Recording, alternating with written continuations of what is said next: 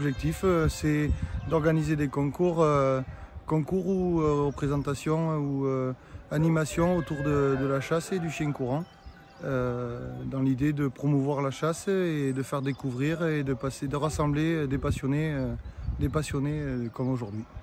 Les conditions aujourd'hui pour un concours à fac, c'est que les gens soient adhérents à la fac, donc aujourd'hui c'est à fac 24 et 33 pour les deux départements. Ensuite, il n'y a pas de condition de race, puisque la fac, c'est toute race confondue, dont les chiens dits entre guillemets bâtards, avec des croisements qu'on appelle ici le briquet de pays. La fac est en parallèle de la centrale canine, justement pour pouvoir faire exprimer des chiens qui n'ont pas de pédigré. Les chiens ne sont pas pédigrés parce qu'ils sont des croisements souvent entre races.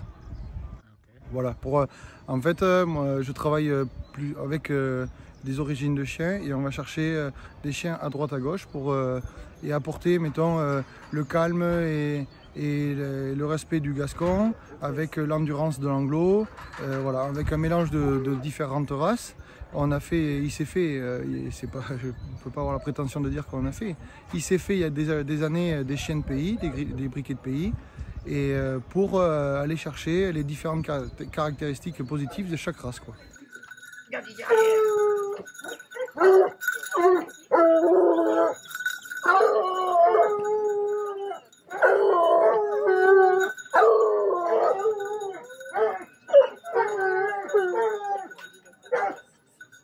Les chiens sont jugés, déjà ils doivent chasser un seul animal qui est le sanglier et pas d'autres espèces comme le chevreuil, le cerf, le lièvre. Les chiens doivent chasser que le sanglier aujourd'hui. Les chiens doivent rester groupés ensemble, faire une chasse de 2 heures complète avec du rapproché, c'est-à-dire ils vont rapprocher les animaux de la nuit, qui ont le tout chemin qui fait la nuit l'animal, le lever, le faire courir et après ils doivent maintenir l'animal en course pendant un temps donné. Voilà les critères. Les chiens doivent rester groupés. Voilà les critères du concours de chasse sur sanglier meute aujourd'hui. Ce week-end, on a accueilli 16 meutes. 16 meutes, soit 160 chiens, qui ont évolué sur un territoire de 35 communes, qui part de la Dordogne jusqu'à la Vézère et des portes de Brive jusqu'au-delà de Sarlat. 35 communes nous apportent leur territoire pour que ces 160 chiens puissent évoluer tout au long du week-end.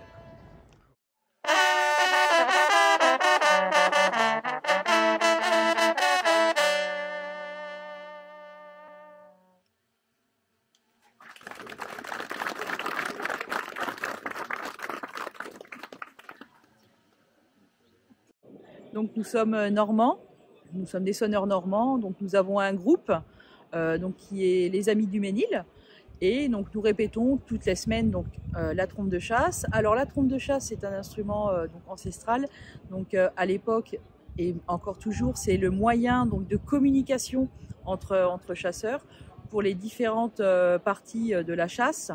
Donc s'il faut savoir, la trompe de chasse elle est accordée en ré, qu'on confond des fois avec le cor, qui lui est accordé en mi et qui est utilisé pour les fanfares d'harmonie, donc tout ce qui est fanfare les militaires ou les fanfares de commune.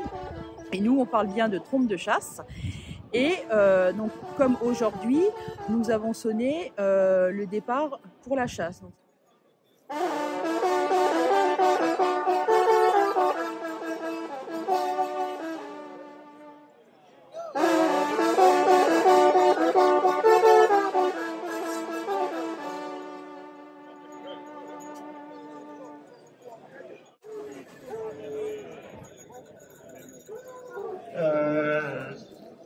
Avant les concurrents sont en train de charger leurs chiens, ou s'ils n'ont pas fait, il faut qu'ils fassent. Et d'ici 5 minutes, on va procéder au premier départ.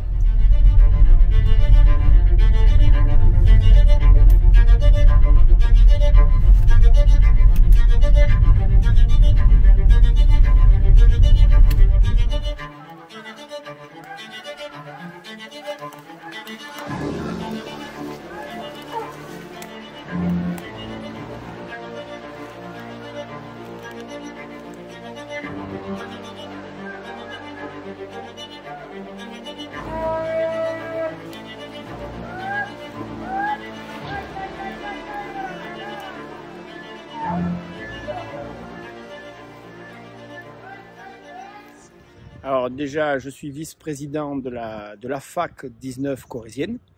Donc là, le milieu associatif, dans le milieu du chien, j'y participe depuis maintenant 20 ans.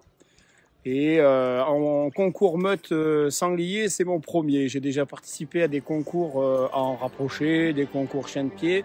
Mais meute sanglier, c'est la première fois aujourd'hui à la Borèze. Donc voilà, où ce matin, ça s'est très bien passé.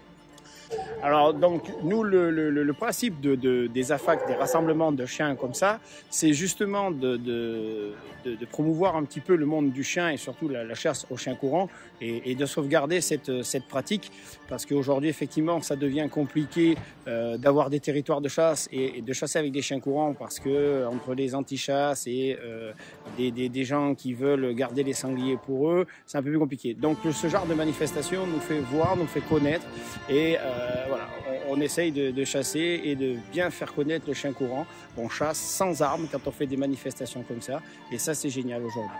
Et il faut que ça perdure, il faut que les gens puissent nous laisser les territoires, il faut qu'on puisse avoir un maximum de personnes quand on fait des rassemblements de ce style, également des non-chasseurs et des jeunes aussi, pour leur montrer que la chasse, ce n'est pas forcément de la barbarie et de tuer des animaux. Vous achetez un chien, vous faites naître un chien chez vous, donc pour le travailler, vous avez plusieurs animaux, races d'animaux à chasser, que ce soit du sanglier, que ce soit du lièvre, que ce soit du renard.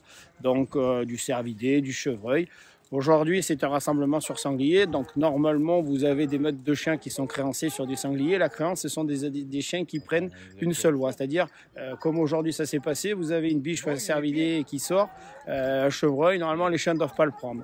C'est par tout le travail justement de créance qu'on appelle sur les voies qu'on arrive à des résultats comme aujourd'hui et à avoir 10, 12, 15, 20 chiens qui ne chassent que la bête qu'on recherche. Le sanglier, certains c'est que le renard, d'autres que le cervidé, d'autres que le chevreuil. Voilà, c'est ce qu'on appelle la créance. Et donc pour faire travailler un chien, et ben après vous le faites travailler même hors chasse à la ficelle ou jusqu'à fin avril, vous pouvez travailler et participer à des concours de chiens de pied pour travailler sur les voies de sanglier. Déjà, il faut sélectionner en amont dans les races et surtout les chiens qui chassent et des lignées qui ne chassent que le sanglier ou des chiens qui ne chassent que le chevreuil ou que le renard.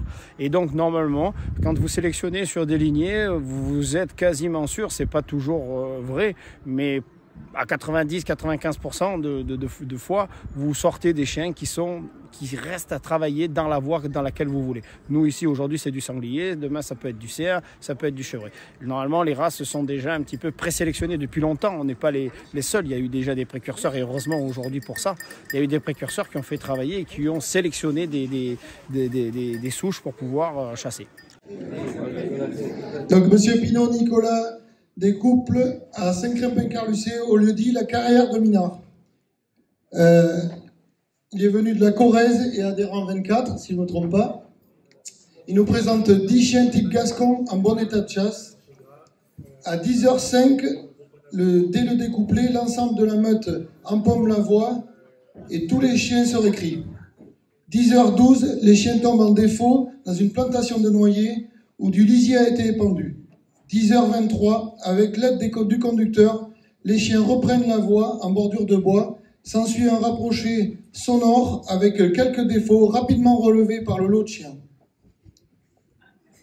11h13, quelques chiens annoncent clairement le ferme. Il s'engagera une menée criante avec 9 chiens pendant quelques temps où le sanglier de chasse sera vu par les juges. Qu'un seul chien sera vu à la fin du temps imparti derrière ce sanglier. On notera un bon état d'esprit du conducteur ainsi que la complicité avec sa meute. Et je vous garantis, vous pouvez l'applaudir. Je l'ai jugé ce matin, je me suis régalé.